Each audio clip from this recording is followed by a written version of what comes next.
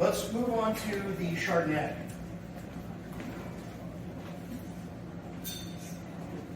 Any other questions so far?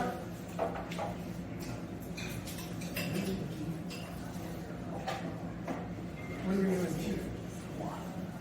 Back before the last week. We talked about this. Yeah. Oh, okay. It's not just a random. Yeah, she told me. I don't think so. No? But that's funny you said the reality of this one. Yeah. Time again. Okay. I don't work out against you. Okay. So it was in Cheshire. Yeah. Across the Cheshire, take a trade. Yeah, I sometimes stay overnight just for that. I don't think I've ever stayed in Cheshire.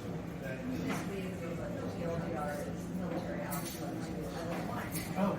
Yeah, I went as a volunteer about 5 weeks. I worked for Ministry.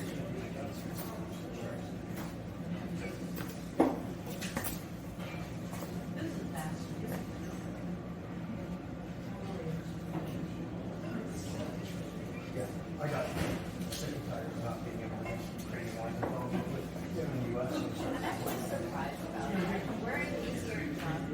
I was born in D.C. proper, in the Northwest, and then grew up mostly in the coast. I was born in Bethesda, grew up in Rockville. So, like, I was in DC, I was like, whatever, which I'm very surprised because I'm like, you can go to the grocery store in Rockville, like, the Montgomery County is a really high immigrant population, and they sell them. So, you kind of stay with the DMV, like, very closely. Well, depends on where. Good to you, John. Yeah, Yes. depends on where. Depends on Only where. Victory Wisdom skills in. Yeah, so like my friends, they're very good. I thought he's busy talking. My friends, I'm not a big drinker.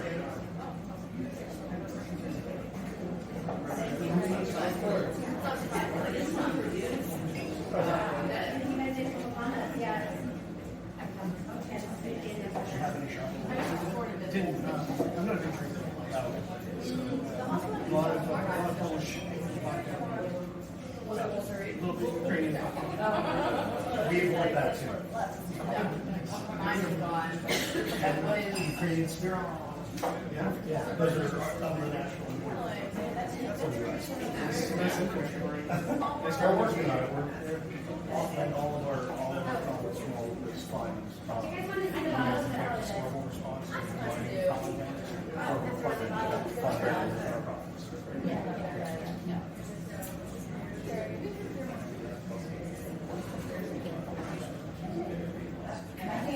Okay, so now everybody's getting poured the reserve Chardonnay. Now in the reserve line, there are a few different lines of Chabo. Let's talk about this. In the original line, the original collection is like the gateway drug to Chabo. And I'm not going to give prices now. I was told to hold off on that. The reserve collection is higher up, and this is from the reserve. This is still fermented in stainless steel, but aged 6 months and over. The Teltikura only starts in the reserve collection, which is what you just had, but that doesn't touch it. So this is 6 months in second-year oak barrels. Chabo at any given time has over 2,000 French oak barrels on the property. New French oak is mostly used for Grand Reserve and above, and for experiments and the reserve line, it's mostly second-year French oak. So Chabo does both international varieties, Ukrainian varieties, Georgian varietals, etc.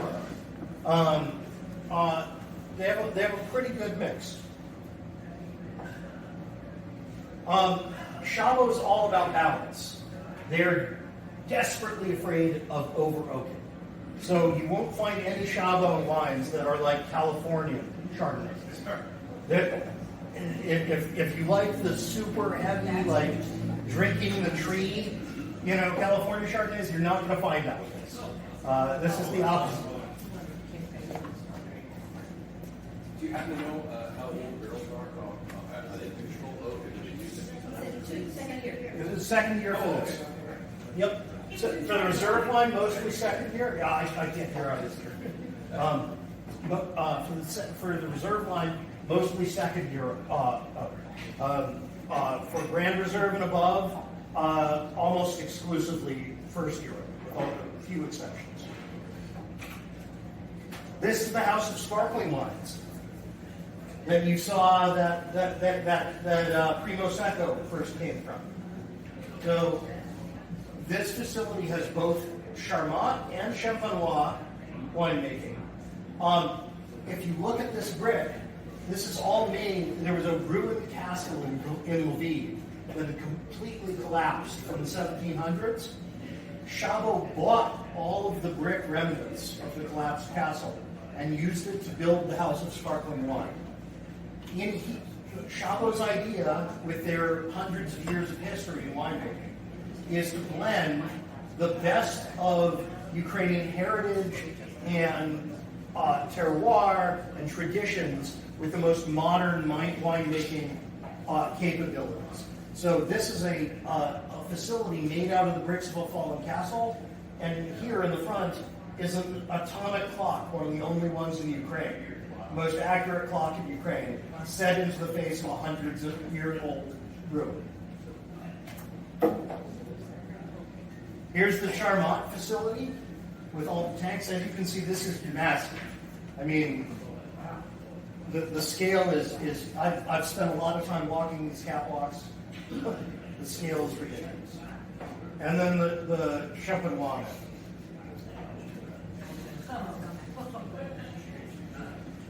This is where the brandy is made, the distillery. So this is huge continuous column stills. They go way out of the picture. And that's where they make that over 1 million bottles a month of brandy. No, the brandy is made from a number of different grapes. Any questions on any of these parts so far?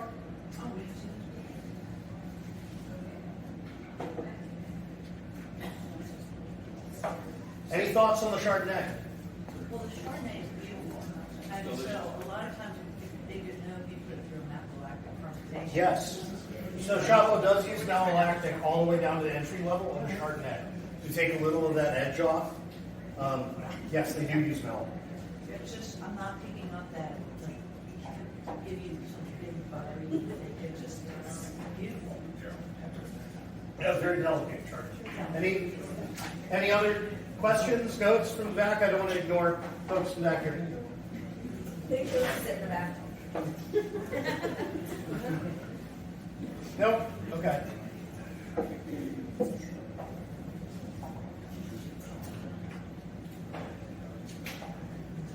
So as you go up in the Chabot wines, the collections are original, reserve, limited edition, which is where they play around with experiments and where they do the Georgian-style amphora or equivary wines.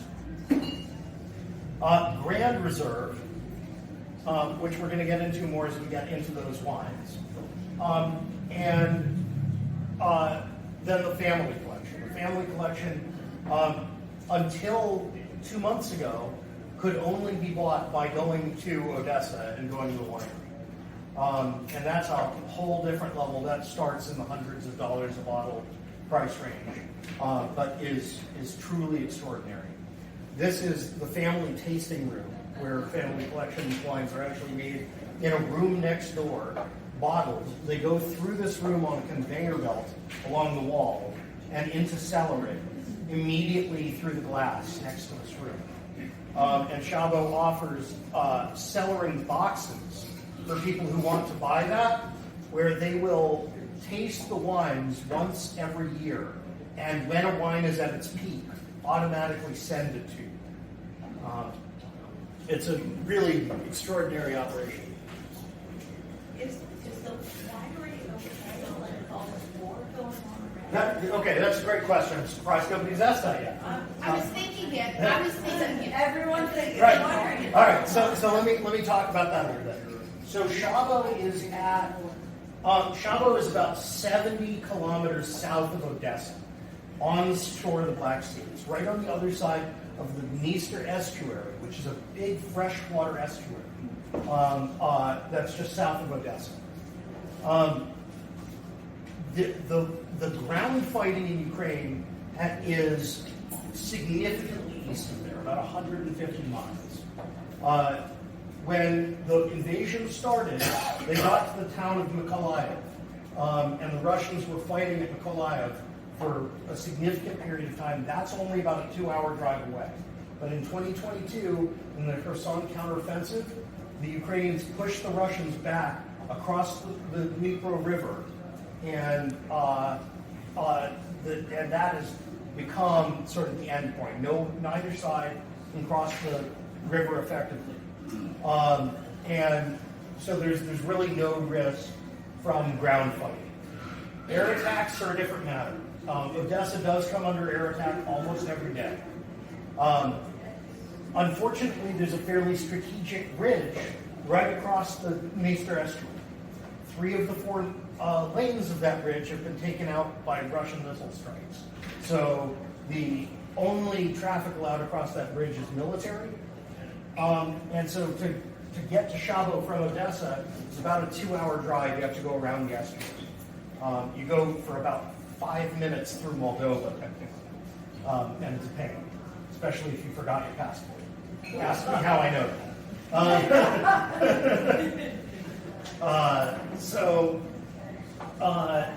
Drone strikes happen. The Russians continue to try to hit that bridge. Ones that miss fly right over and are headed straight at Shabo. In 2024, they had about 6 Russian drones. They're called Shaheeds. They're Iranian-designed drones. Crash or get shot down on Shabo's territory. Nothing has hit any significant infrastructure, and most importantly, nobody has gotten seriously injured or killed. In 2024, there was 1 minor injury of 1 worker at the viticulture center who was back at work the next day. So nothing that can't be fixed or replanted. When you have 3,300 acres of grapes, it's not that hard to dig up a bunch of earth, replant a few rows, you're back in business. It's not a big deal. Yeah, so if anybody wants to see, I did bring this little visual aid to touch and see. This is part of a KH-101 missile shot down over Kyiv by a U.S. Patriot system. We are actually trying to see if we can get fragments and damaged Russian ordnance that's recovered from Shabo to turn over to artists in Ukraine so that we can create art out of it and use that to auction off to raise money for the landmine removal experts that we work with. So we mentioned the wine culture center at Shabo. This is one of the 200-year-old wine cellars from the Swiss colonists that's still in use at the facility. They use these cellars for a whole bunch of different things, from storing brandy and wine to contemporary art exhibits and historical expositions. In this particular one, they bring in famous Ukrainian sculpture artists to build or to sculpt displays. They have all these masks that are each designed to show off that artist's interpretation of either a season or a varietal of grape grown in Shabo.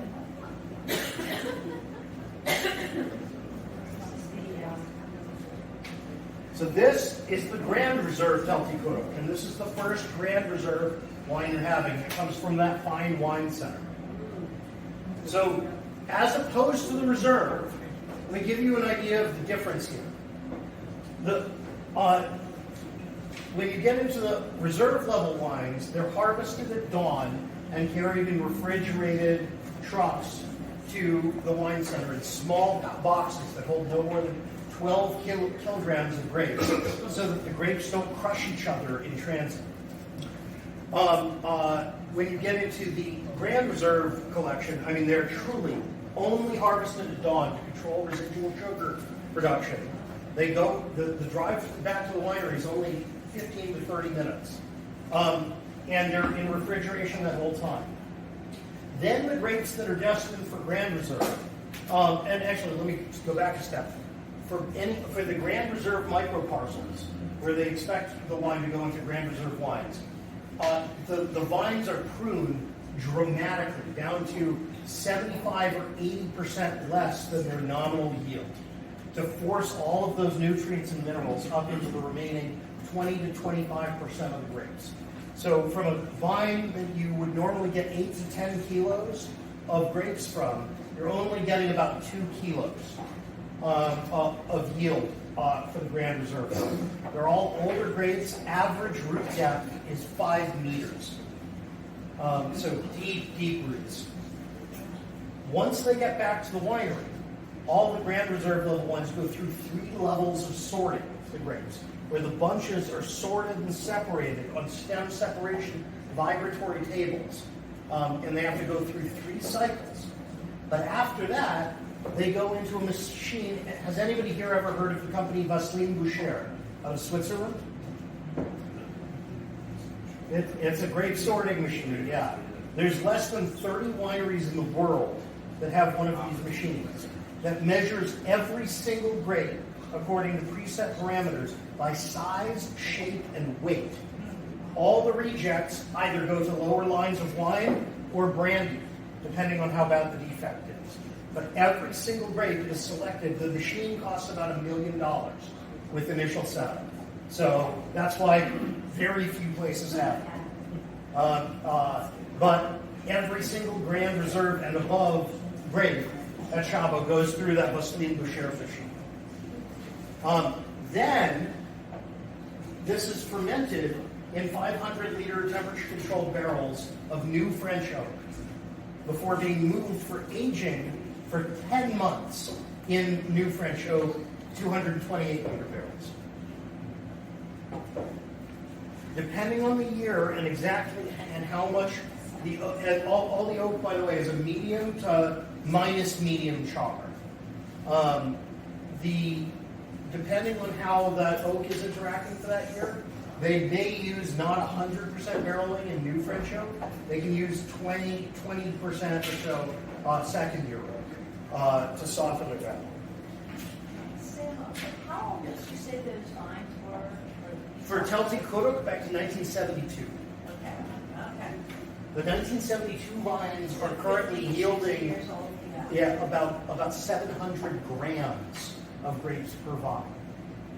And that goes into the family collection, Celtic Kuruks. So the Celtic Kuruks, it doesn't, the family collection is not every year, it's only the years where the harvest is being worthy. But there are Celtic Kuruks at the $500-600. So this wine culture center and wine museum of both Chabo's history, Ukrainian winemaking history, and the history of wine consumption has been included on the European Council's cultural heritage sites map as a protected place.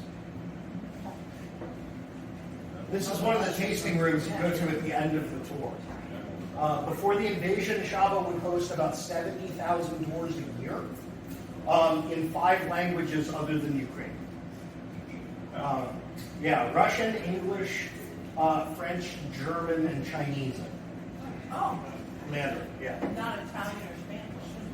Nope. Interesting. You're on your own. This is the kind of stuff you find throughout Chabo. This is actually an art installation that's a fountain. Anybody know of the Bellagio fountains? Yeah. So this is a water and light show fountain with music. You walk in and there's a ring around the inside of this, and there's interpretive art, fountain displays with lights and music showing the fermentation process inside the oak barrels, showing different grape varietals, etc.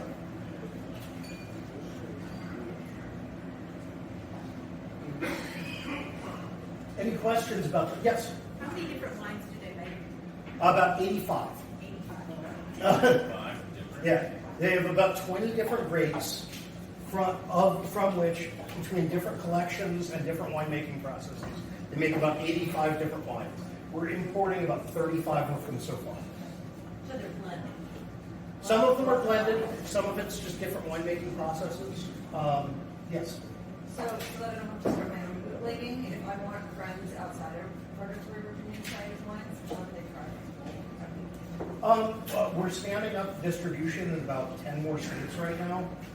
There's also sales available online, and I don't know, do you sell online? She will.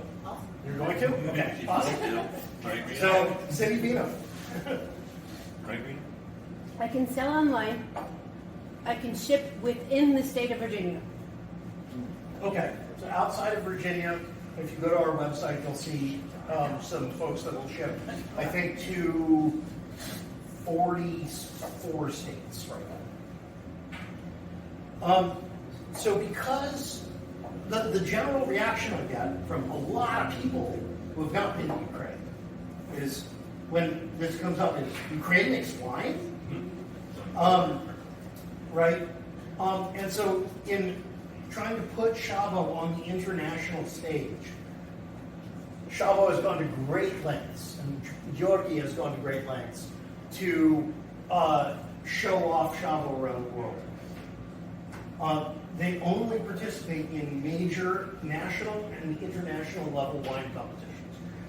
Decanter, Mundus Vindi, International Wine Challenge, New York Wine Competition, San Francisco, Asia Wine Trophy, Berliner Wine Festival, etc. WSWA in the US, and has received over 600 international awards from these. They actually have halls just coated with them all the way through their sub-basement level where the fermentation is done, and they've run out of room, so they have a room where they're stacked high with them. Before I forget, any questions or any notes on the Grand Reserve Del Ticuro? Does everybody notice how different this is? Wildly different from the Reserve Del Ticuro? Because of the aging in oak and the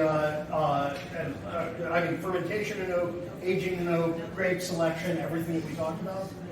Yeah. So the Grand Reserve Del Ticuro this is a good time to talk about this.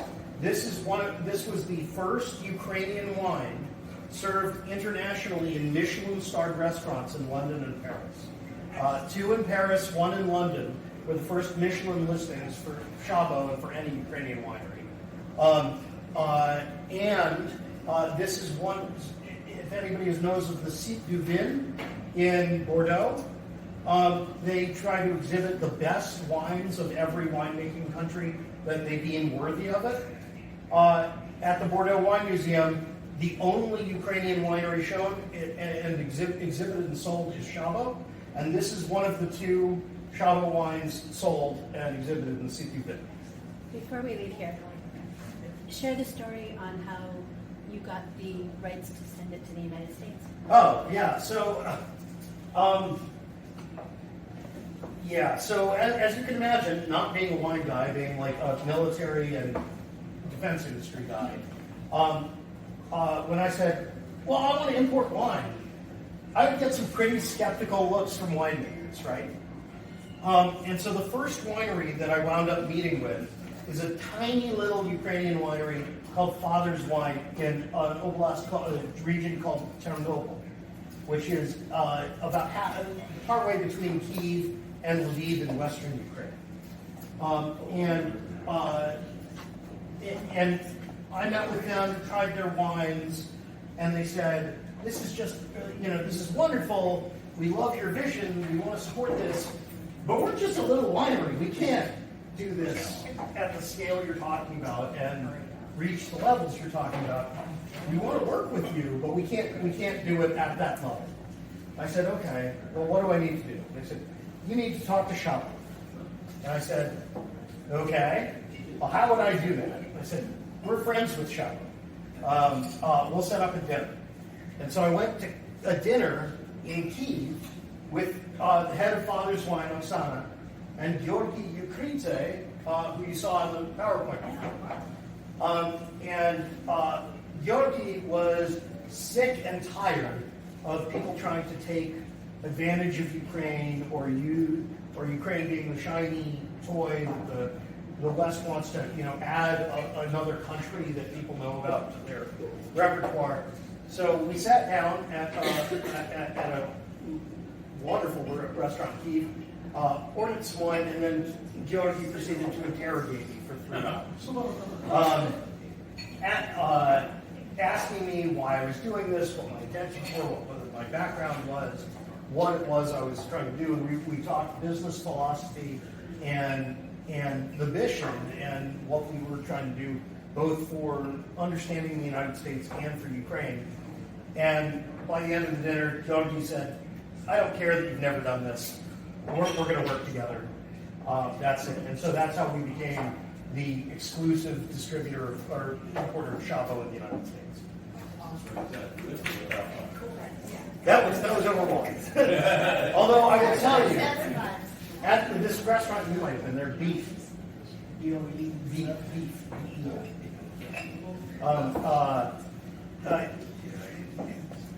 They had just done a complete rehash of their wine list, and neither Chavo or Father's Wine was on the menu. If you want to see two winemakers fight with each other about other people's wine, it's interesting. Trying to pick what to order with this. Yeah, we get through patient that I No, we all want to know. Yeah. Yes. Before you go into the rest, I wanted to ask about the Celtic Floral. Yes, please. So with the reserve and all the ones that we've tried with that, there were no blends, right? Correct. And you're saying that the roots go down 5 meters. 5 meters into sandy soil. Limestone, well, yeah. The terroir of Chavo in general is limestone, clay, but yeah, the Celtic Floral is almost entirely sand. Okay, that's what I was curious about. Yeah. Okay, so they're all on That is a sand wine, yeah. Okay, thank you. Yes, sir. Real quick question. The terms reserva and grand reserva are decided by the winemaker, not by the wine draw. Correct.